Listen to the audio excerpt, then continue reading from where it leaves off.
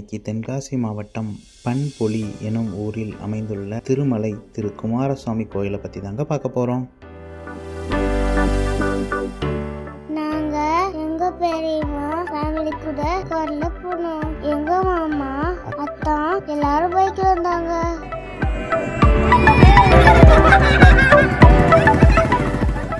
ஜாலியா இருந்துச்சு.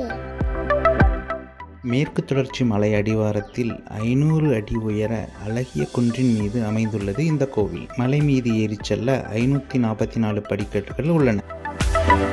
சுத்தி பாத்தீங்களா மலைகளையும் மேகங்களையும். முன்பு காலத்தில் திருமலை கோவிலில் ஒரு வேல் மட்டுமே இருந்தது. இந்த வேலை பூஜை செய்யும் பூவன் பட்டர் என்ற அர்ச்சகர் ஓய்வுக்காக ஒரு புளிய மரத்தடியில் படுத்திருந்தார். அப்போது முருகப்பெருமாள் கனவில் எழுந்தருளி, பட்டரே, இந்த மலை எனக்கு சொந்தமானது. நான் இங்கிருந்து சற்று தொலைவில் உள்ள கோட்டை திரடு என்ற இடத்தில் சிலை வடிவில் இருக்கிறேன். நீர் அங்கு சென்று எறும்புகள் சாறை சாறையாக செல்லும் ஒரு குழியை தோண்டி பாரும். அதற்குள் சிலை இருக்கும். அதை எடுத்து வந்து இந்த மலையில் பிரதிஷ்டை செய்து வழிபட வேண்டும் என்றார். அதன்படியே பந்தளத்தை ஆண்ட அரசருக்கு தகவல் தெரிவித்து பூவன் பட்டர் முருகன் சிலையை எடுத்து வந்து பிரதிஷ்டை செய்தார் என்பது செய்தி. கோயில் உச்சியில ஒரு பிள்ளையார் இருப்பாங்க. அவர் பேரு உச்சி பிள்ளையார். மலை உச்சியில் உள்ள கோவிலின் தீர்த்தத்தை அஷ்டபத்ம குளம் என்று அழைக்கப்படுகின்றனர். இந்த குளத்திற்கு தற்போது பூஞ்சுனை என பெயரிடப்பட்டுள்ளனர். விசாக நட்சத்திரத்தில் பிறந்தவர்கள் இந்த கோவிலுக்கு வாழ்வில் ஒரு முறையாவது வந்து செல்வது நல்லது.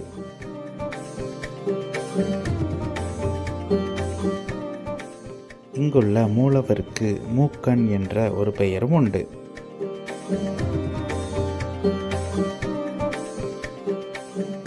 ஐநூறு அடி குன்றின் உச்சியில் வெள்ளை மேகங்கள் பொருந்திய மலைகளுக்கு நடுவே அமைந்துள்ள இந்த கோவில் காண்பதற்கு அப்படி ஒரு அழகு. இக்கோயில் திருப்பணி காலத்தில் கல் தூண்களையும் உத்தரங்களையும் மலையில் மீது இழுத்துச் செல்ல யானைகள் பயன்படுத்தப்பட்டன. கனத்த பெரிய கயிர்கள் கடிக்காத அக்காலத்தில் பனைநார் கயிறு மூலம் உத்தரங்கள் மேலே இழுக்கப்பட்டன.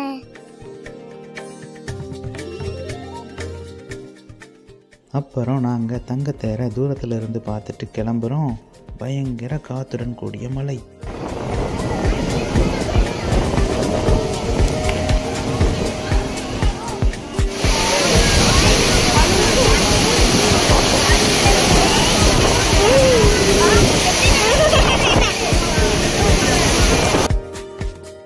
எனக்கு ஒரே பயம். மழை கொஞ்சம் விட்டுச்சா நாங்க ஓடி வந்துட்டோம்.